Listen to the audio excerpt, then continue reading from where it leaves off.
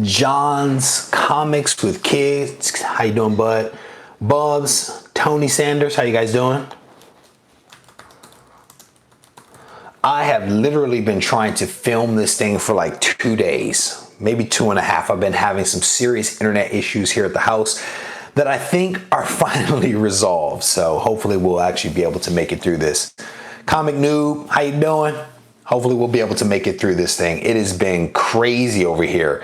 I guess Comcast had some kind of software issue that prevented me from being able to use my X-Fi pods. And the X-Fi pods are essentially what allow me to get the internet from the front of the house all the way to the back of the house. And without those pods, there is no signal. So what I was trying to do was to resist the temptation to set up a temporary filming location in another part of the house.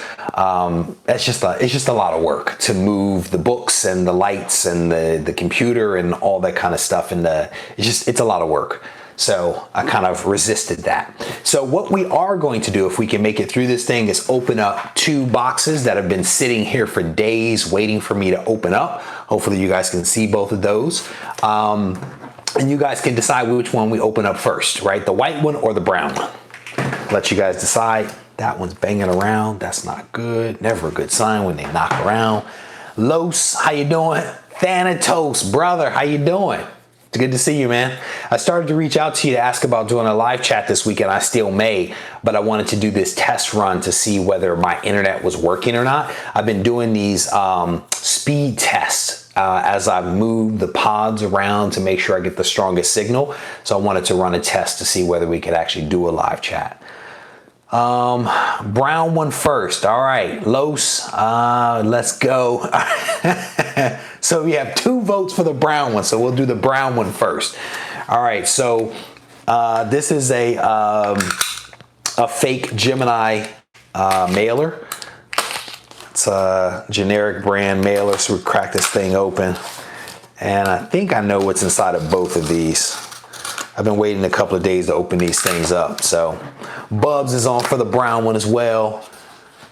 Attila, how you doing, brother? Midwest Comic Man, how you doing? Hey, brother, we can do a live chat. I haven't seen Alex around very much. I think it was Miss Hustle that actually posted up. I guess he was doing an auction or something like that the other day. I haven't really seen Alex in like a while. No Free Advice, how you doing? Well, okay. I don't know what this is. I think he bagged it. So we got a blank side comic with some extra tape on there, which I don't understand, but whatever. Which side is the front side? I think that's the back. All right, so we'll get this thing open here. Oh, shoot. All right. It's a lower grade copy than I thought it was. All right, so as you guys remember, if you watched my live feed the other day, I was kind of talking about how I'm a fan of buying a couple of books at the same time. And I've been on a little kick with doing that. So what I ended up getting was a second copy of the Submariner. This is the Submariner's solo series. Wonderful cover here. This one's a little damaged. There's some stuff here that was not disclosed in the listing, so I'm going to have to go back and look at that. But I actually picked up this copy, which is a much better copy than this one. So there's definitely some things I'm gonna have to talk to the seller about, because there's some things that definitely were not disclosed on here that we will have a discussion about. A little disappointed in that one. I actually waited a little longer on this copy. The guy was actually on vacation when I bid on the thing, and the vacation wasn't disclosed. And so it was like a week delay between the time I bought it and the time that it was shipped out. So, and then it comes and it's not quite what was described in the ad. So we'll take a look at that. Who else is here? Backseat Driver, how you doing? All right, so we'll open up this one. Hopefully this one's in, this is a better opening than the first one, because that was a little bit of a disappointment there. So we'll crack this one open. Let's see what's inside. And I can't remember who gave me the tip on this one. I'll have to go back to Instagram to see who gave me the tip on this one. What's cool is that people now have been reaching out to me, give me a heads up on a couple of things. Yeah, Los, exactly. You know, theoretically, we should be able to work something out. Most people that I've dealt with have been mostly agreeable anytime something goes wrong. But there are certain things, in my opinion, that should always be disclosed, you know? So, watching on mute. Backseat driver, you are a nut. Yeah, so Los, hopefully I can have a conversation with the seller and we can kind of come to some agreement, you know. I've never actually had to return a book before, but I've definitely gotten some full and partial refunds on things. Oh, the hits just keep coming. Wow. I'm gonna take a couple of photos of this. I don't know what this is. I'll take a couple of photos of this because I guess that's the danger of doing a boxing live, is that never quite know what's going to be on the inside. I guess the good news is that I've got proof, right? Because I opened it live here on air. So I hope it's inside of here. So the first thing that I see when I open the box is this. Hopefully, I don't know if you guys will be able to see it. It's crinkled and there's writing on it. And I'm not sure what this is. It looks like Amazing Spider-Man #2, but I've never seen that cover. I don't know if you guys have seen that. I don't know if you guys have seen this. I don't quite know what this is. I've never seen this cover before. My hope is that what I actually paid for is inside of here. It's 2 pieces of cardboard, saran wrapped. So I've never received saran wrap. Maybe it is a free comic. They could have kept that free comic there, bub. There's some things I just don't need.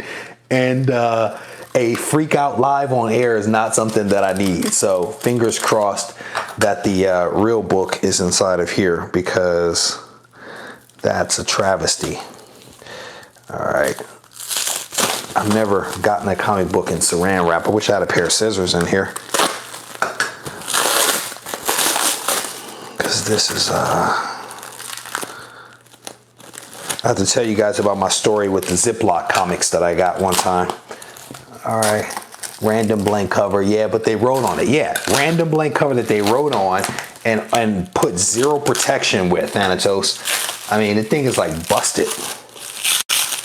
They could have kept that. You know, if you're gonna give me a freebie, at least make it something that is worth. Goodness gracious.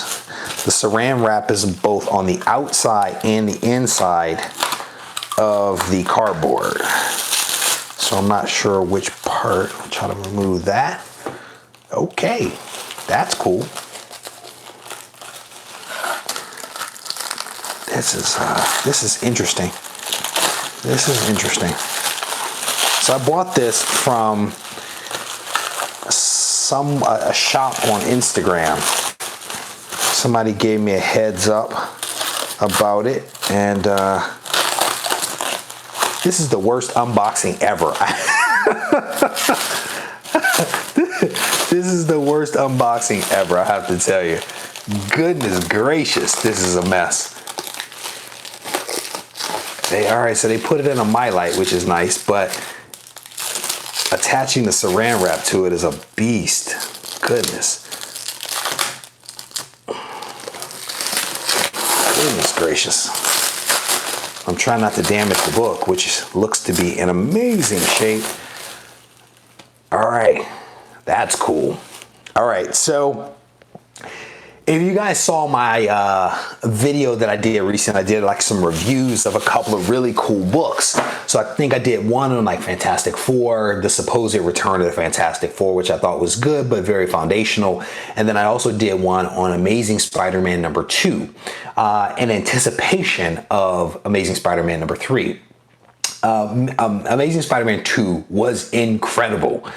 And there was a variant that I saw for it, and I thought, no way that this variant was available. And a guy reached out to me and was like, hey, this variant is actually still available. So I jumped on a site and actually placed an order for this thing. And it is number 300 of a limited run. I think there's only 600. I can't remember. Yeah, there's 600 copies. This is number 300 even, featuring Spider-Man and Sandman. This thing is very cool. This is the Virgin variant #2. Yep. This thing is very cool. I'm not even sure who did the artwork for this thing, to be honest with you, but this cover is pretty darn solid. So I thought this was cool. Sandman's not even in this issue, but that's neither here nor there. I thought this is a really cool cover. I have to figure out who the artist was, but this thing is pristine. And I actually got it from IG Comic Store. So shout out to IG Comic Store for sending me a damaged comic book. but one that was pretty darn awesome. All right, so let me get caught up on this thing. So Attila, honestly, I buy probably more books off of eBay than I do off of Instagram. I've bought major keys off of probably both. Like my Hulk 181, the 5.0 signed by Stan Lee, that actually came from Instagram, which was cool because I paid no fees on that. But then I buy a lot of keys, and I buy a lot of filler books, if you will, from eBay as well. And to me, I go where the deals are, so to me, it doesn't really matter where I buy from. What I found sometimes is that because I found that some guys will sell a book will advertise a book on Instagram and eBay. And then also some stores will advertise on eBay and then on their own site. And so what I try to do is to toggle back and forth between the Instagram feed, the eBay, but then also the website for a company and eBay, and try to figure out where the cheaper price is, because depending upon the deal of how they got the book, they may have different pricing, and it may actually be cheaper on the website versus eBay. But sometimes if you have a 15% off coupon, or you have eBay bucks or something like that, then you may want to buy from eBay. And sometimes again on Instagram, guys may be selling it a little bit cheaper. So it really depends. And it's almost like a book by book basis versus a wholesale, I do this versus that kind of thing. So hopefully that kind of helps. Thanatos, yes, it is a wonderful cover, brother. Tony Sanders is making a point here that people sometimes go overboard with how they do things. I would completely agree, because I almost, you could have very easily damaged the book with the saran wrap, between trying to cut the saran wrap from the cardboard and then having part of the saran wrap start on the inside of the cardboard and then be wrapped to the outside of the cardboard. It was a cluster, right? And I just think that's a bit too much. That's kind of like going overboard with like having too much tape on a book. Saran wrap I've never seen before. Hopefully I will never see it again. It might be worse than peanuts. At least with peanuts, they just make a mess, Totally agree. Robo is a hey Robo, how you doing, brother? Hopefully you get that video up today. I'm looking forward to checking that out. I already answered that one. Backseat and Geeky GMT talking about it's a beautiful cover. Same with Midwest Comics. John, yeah, this is a really, really nice cover. So I'm definitely happy with this one. And again, I made a video a while ago where I was basically saying that I was gonna stop buying variants, and that was a little bit of a joke. And it's more along the lines of, I'm not gonna buy the more common variants, but the limited variants, the ones that are a little special, are ones that I will pick up. Like I picked up the Fantastic Four Kirby variant because I thought that was really cool, and I didn't have to pay a crazy amount of money for it, but it was limited to one per store. That's pretty cool. This one is number 300 of 600. Again, a limited limited variant that I don't mind picking up, and I didn't pay a whole lot for this one either. So the variants, you know, are pretty cool, man. I mean, you know, I think people should buy what they like, and for me, I like many of the variants. I'm just choosing not to buy them and opt more for the ones that are a little bit more exclusive than like the one in 20s. It may be Del Auto, Andre. Andre. So yeah, it may be a Del Auto. I need to check, to be honest with you. There are some covers backseat that you cannot pass up on. Definitely. But I must read a copy due to the limited nature of the other one. Yeah, it may be, you know, but I mean, they could have not written on it. You know? So it's definitely a reader copy, but I could have done without the writing. I've never actually seen a comic with just a generic cover on it before. I've never seen that before. Maybe you guys have. But I mean, you know, if I had not read the book already, I probably would have really appreciated that. It was just after opening the first box and it being a disappointment, opening this box and seeing that one on top was also a little bit of a shock, but it's good to know that it was just something that was thrown in. So, Robo. Yeah, brother. Sometimes, it takes me a couple of takes to get the video right, because I like to be as accurate as possible and make as few mistakes as possible. And then sometimes you're like, forget about it. But good luck on filming and the editing and all that good stuff. Yeah, exactly. But why write on it? Cool. Like 10. Yeah. So Attila, was there only 10? Because that's actually that's actually a lower number, right? I mean, you had, what was it? Upwards of 50 or so for Amazing Spider-Man when it returned across the store variants and the ones that were issued by Marvel. I think you had a couple of handfuls for Iron Man. You had maybe 5 or so for Avengers when it came out, if I'm remembering correctly. I would assume that Fantastic Four would have had a couple more than 10, but again, because I'm not really doing the variants as much, I haven't been paying as close attention to them as I had in the past. So yeah, backseat. I don't know if this is a Del Auto, to be honest with you. I may have to look it up and check it out. So I was actually thinking about doing another video about this, but I may just choose to do it now because there's a handful of you guys here. There's like 18 of you guys here, so maybe we'll do it now. I don't know if you guys have heard this. It may be old news by now, but there is a rumor that John Byrne is returning to Marvel. And I don't know if you guys know this, but John Byrne is like a legend in so many ways, right? This guy joined the X-Men. I'm referring to some of my notes over here. He joined the X-Men title with Chris Claremont. I think he joined around issue number 108, and it was around issue number 114 that he actually started co-plotting many of the stories with Chris Claremont. Chris Claremont, sorry, somebody corrected me on that once before. And he has, you know, during his time with Marvel, he created or co-created characters like Kitty Pryde, Emma Frost, Sabretooth, Shadow King, Bishop, Omega Red, and Rachel Summers, just to name a few. He's worked on and either written and or drawn Fantastic Four, Avengers, Alpha Flight, X-Men, She-Hulk, Hulk, and I'm probably missing some, but he's worked at DC, IDW, and several other companies. But the guy has this crazy track record. He was actually credited, and I talked about him before, he was actually credited with doing the first variant back in 1986 when he actually worked on Superman Man of Steel. We created 2 different versions of the cover, and that was basically the first variant cover, or the first variant that was done, and that was back in 86. And the guy just has a crazy track record.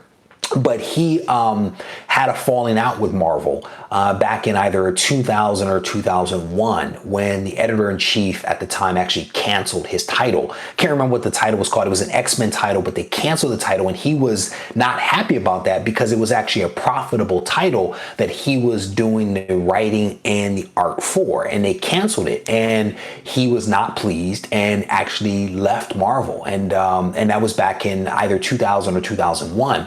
But there is some rumors rumors that he may be returning. When he was at, Fan Expo Boston, he actually announced a project, a fun project that he's been working on, where he's been writing and doing the art for it, and it's called X-Men Elsewhere. And the idea is that X-Men Elsewhere basically continues where he stopped on the Uncanny X-Men.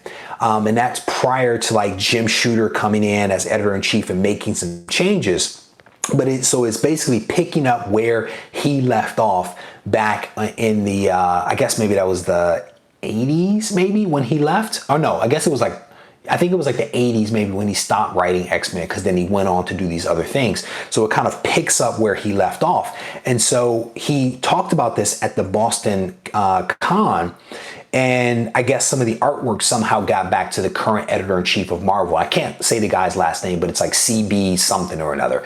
And he reached out to John Byrne and said, looks great, love it, let's talk about it. So there is rumor that John Byrne may actually be coming back to Marvel. And so I'm curious, one, if you guys have heard it, and then two, what your thoughts are if you have heard it. So going back here, catching up, Comics with Bueller, welcome, brother. Los is saying he was at Boston Comic-Con this past weekend. You didn't get a chance to see him. But yeah, he actually made, I guess he made these statements talking about this project. Midwest Comics is saying that Byrne is great, but is surprised that there's a bridge. Yeah, he had a lot of falling outs with various people. Yeah, the editor-in-chief, but then he's had like ongoing feuds with like Dan Slott. I can't remember. There's like several artists and writers that he's had issues with. But I guess, what is his name? Chris Claremont is, I think, coming back to Marvel with a one-shot. I think it's X-Men Black. And so, again, this X-Men Elsewhere or Elsewhen might be very similar. Maybe a one-shot that he does. So, I don't know. Thumbs up for Reggie. Did you miss? Yes, Bear, you missed the unboxing, but I'll show you guys in just a couple of moments. So we're just having a quick discussion here about John Byrne potentially coming back.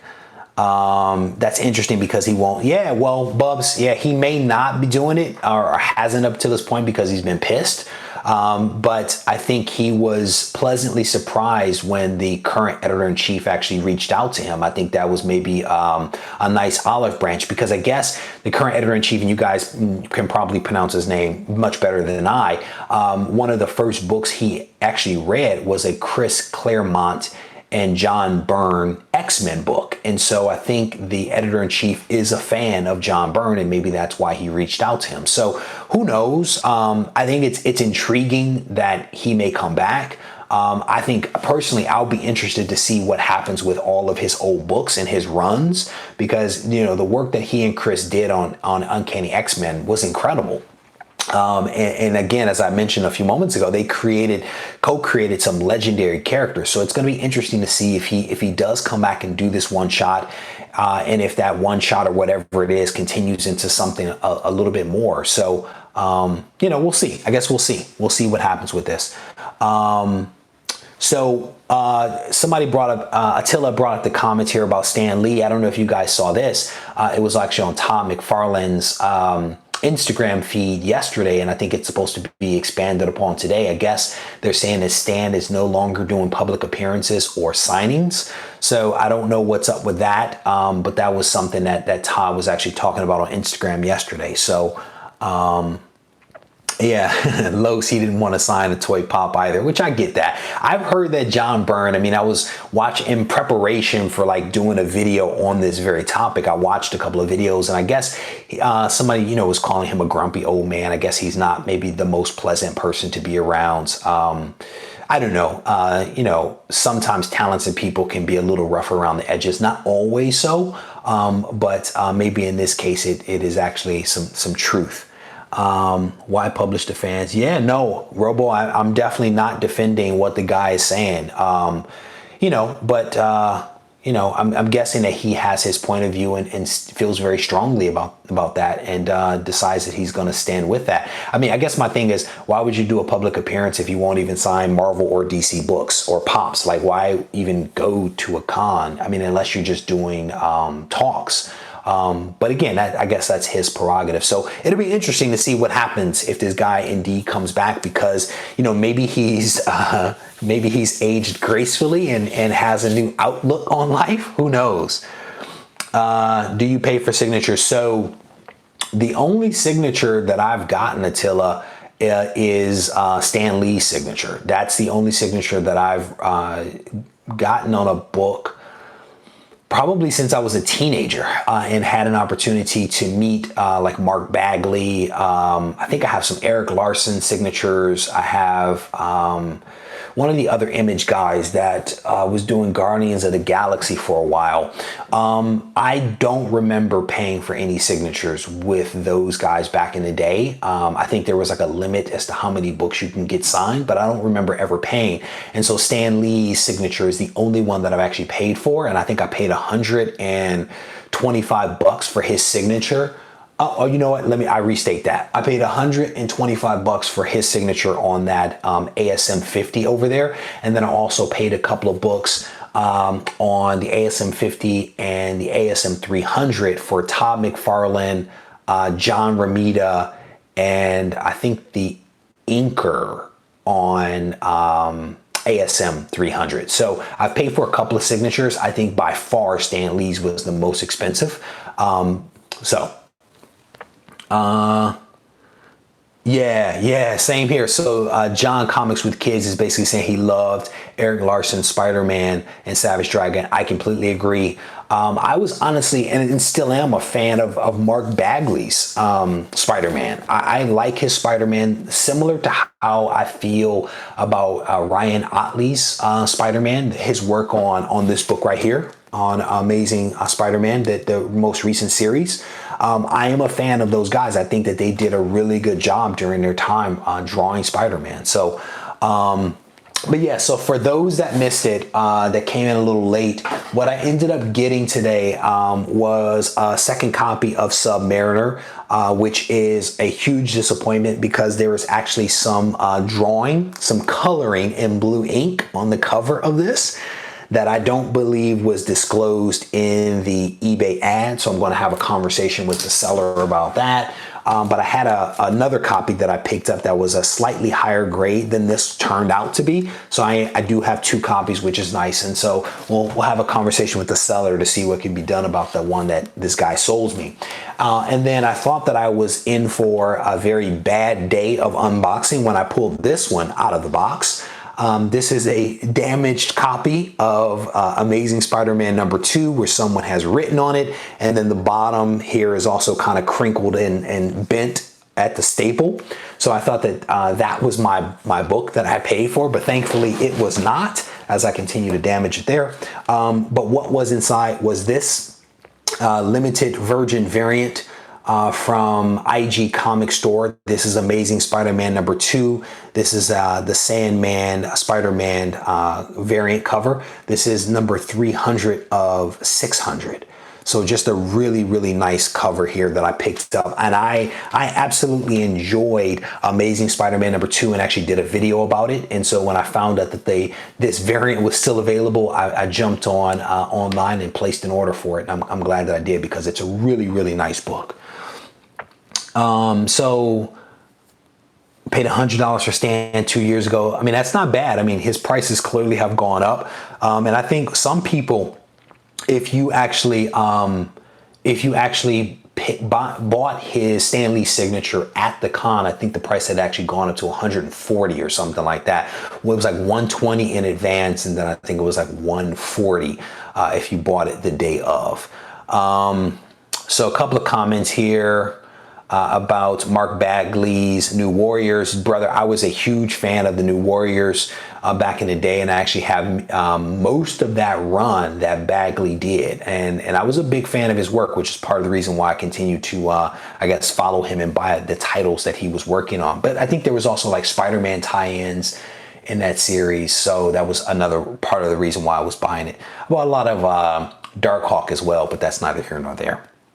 All right, let me see, get caught up here.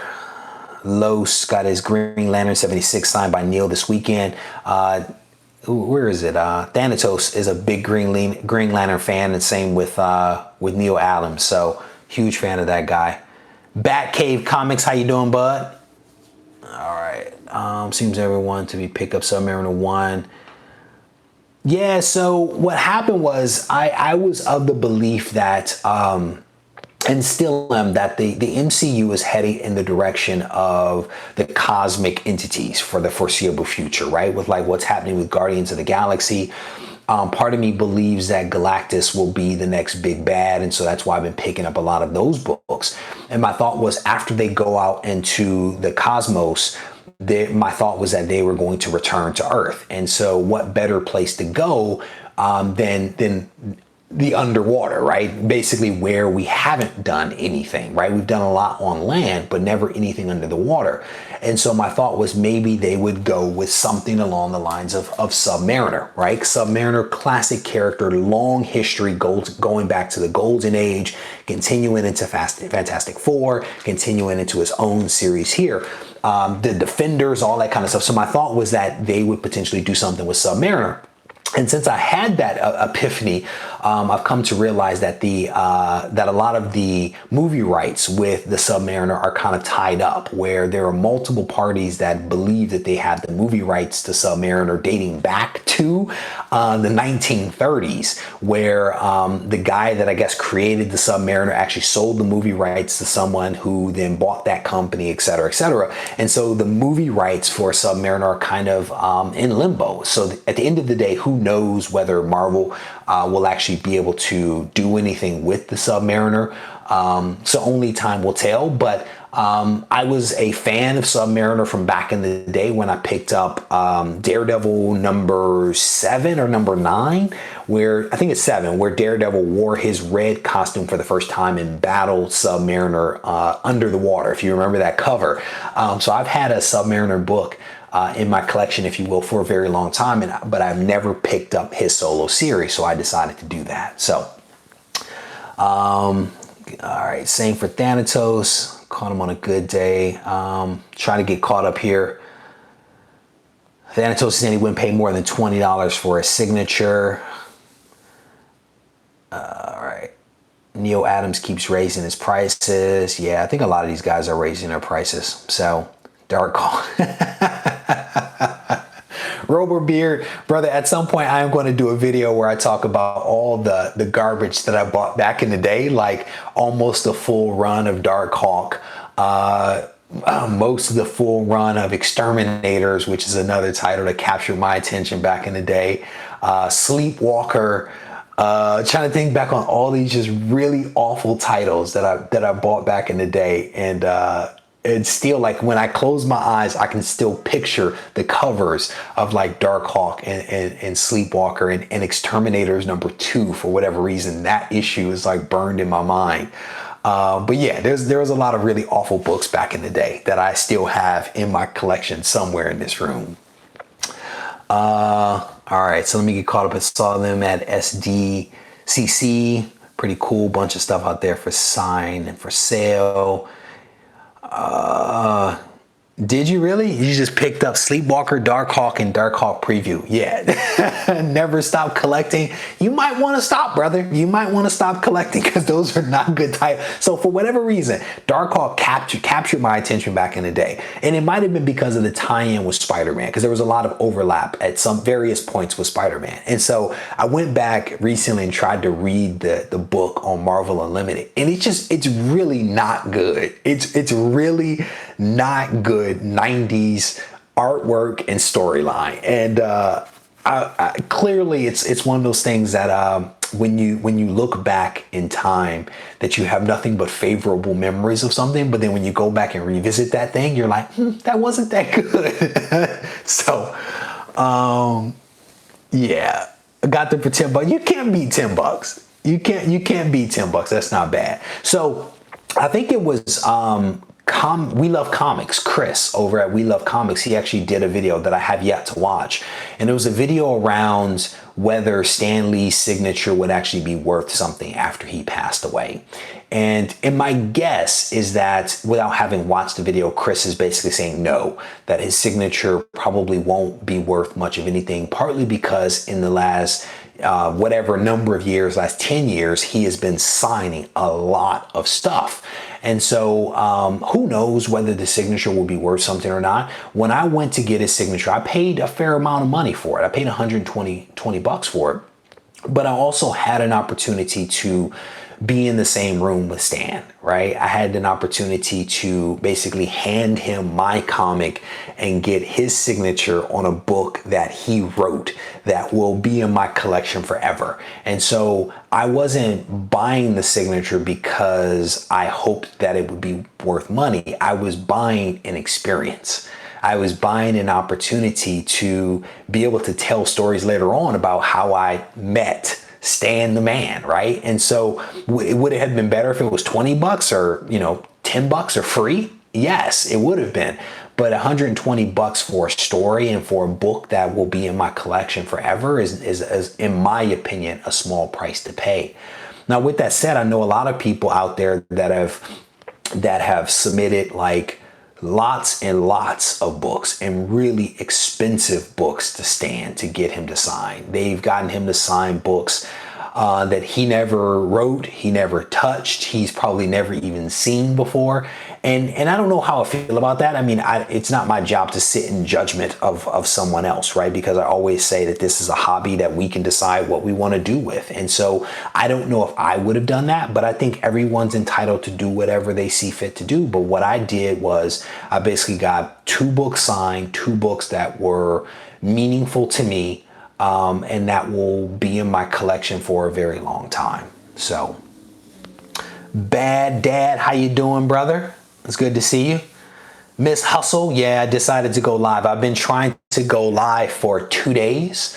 Xfinity, much like the United States Postal Service, hates comic books. And so Xfinity was plotting against me to prevent me from being able to get online to do this. And in fact, I jumped online, I think it was 2 days ago, about 11:30 or so, and 15 people joined the chat, and then all of a sudden I couldn't chat. So it was a little bit of a disappointment that I had 15 people that late at night and wasn't able to actually show them anything because my bandwidth like shriveled up on the vine. So yeah, Los is, again, he got his Avengers #4 signed by Stan, had an opportunity to shake his hand. To me, man, that's what it's about, right? Avengers 4, great book. The fact that you had a chance to shake his hand and interact with him, I would have welcomed that opportunity. Unfortunately, when I was in line and actually jumped line, some local comic shop hooked me up and allowed me to jump in line,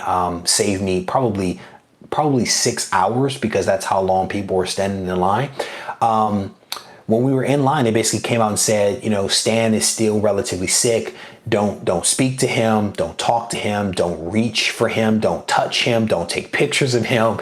And so it could have been one of those things that could have ruined the experience. But I chose to see the brighter side and chose to see the fact that I had an opportunity to stand across the table from Stan Lee and watch him sign my book that I had, presented to him. So I wish that I had been able to get, a handshake and to have a conversation with him. So Los, you should definitely consider yourself lucky, man, because that does not happen all the time. Maybe back in the day it did, but nowadays that does not seem to be the case, or at least it wasn't at the Silicon Valley Comic-Con that I went to. So JD is saying he found his Journey 85 Grail local guy. Congrats on that. Congrats. Hopefully there's a video. If you guys aren't following JD, check this dude out because he does some crazy videos where he's done two that I absolutely love. One on Silver Surfer, where he went through the whole history of the Silver Surfer, and every issue there was about Silver Surfer, this guy had on the table in front of him. It was sick. Made me angry. Then he did the same thing with Thanos. He actually pulled out issue after issue after issue telling the story of Thanos. And again, I was very upset with him because I'm a Thanos fan and there were many books I didn't have. So I was actually sitting there at my kitchen table taking screen grabs of his books as he was talking about them because I wanted to go out and get these books. And in fact, there is a book on eBay right now that I'm waiting for the clock to expire so I can slide my bid in and get this book before something happens. But if you guys are not checking out JD, I highly encourage you to do that. So JD is a good guy that has some awesome content over on his channel. So check him out if you get a chance. So JD says he got his ASM 16 signed by Stan in 2005. Very nice.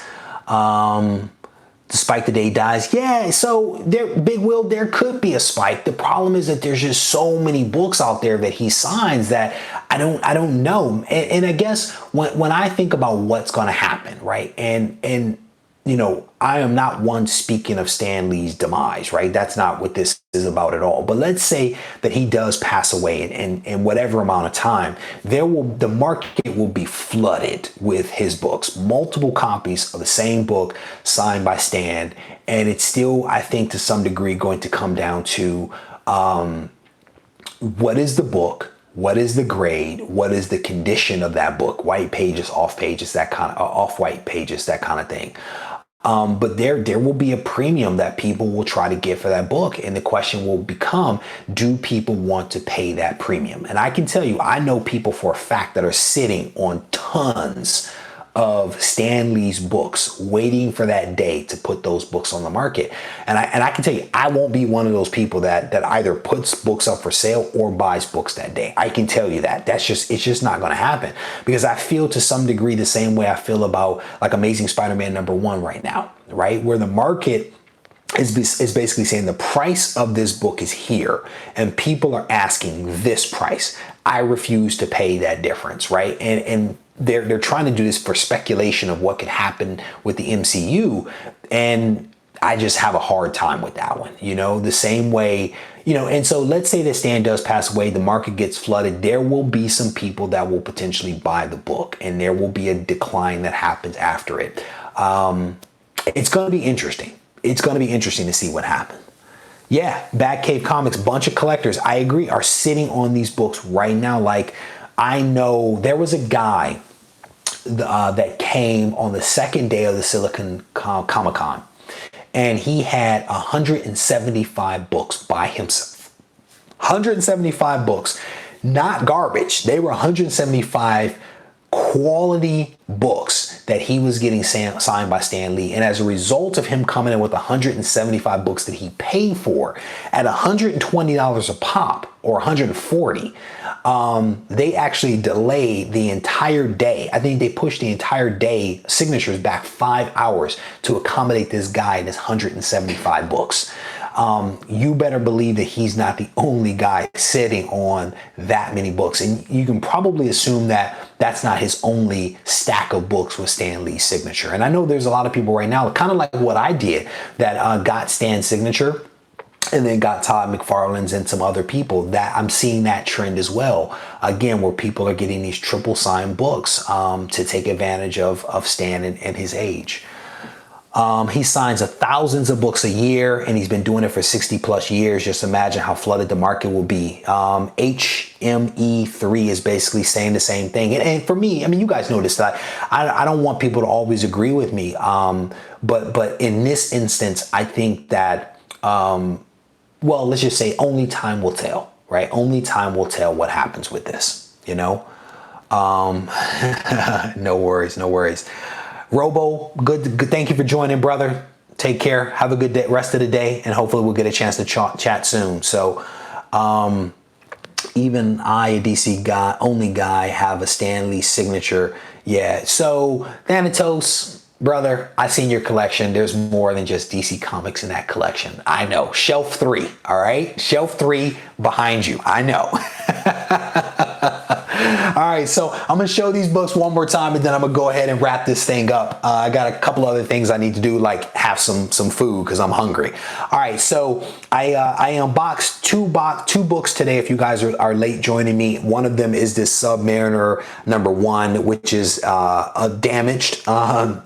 there were some things not disclosed with this book, like the fact that the submariner who has forgotten his memory here has been colored on in blue ink. That was not disclosed in what I saw online, so I'm not happy about that, but we'll be talking to the seller about that one. And then the second book is this wonderful Amazing Spider-Man Virgin variant that I picked up. This is number 300 of 600 that I picked up. Gorgeous cover, Amazing Spider-Man number 2. If you guys watch my video, you know I'm a huge fan of this artist, not that drew the cover, but the artist that drew the artwork inside, and also the writer did an incredible job. So I highly recommend Amazing Spider-Man number 2.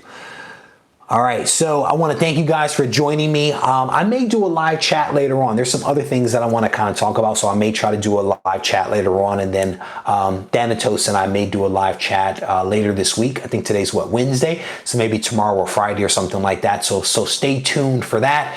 But thank you guys for taking the time to hang out with me for just a little bit. As always, thank you in advance for any comments you may leave, and feel free to reach out to me on Instagram at RegieCollects. Take care. Thanks a lot.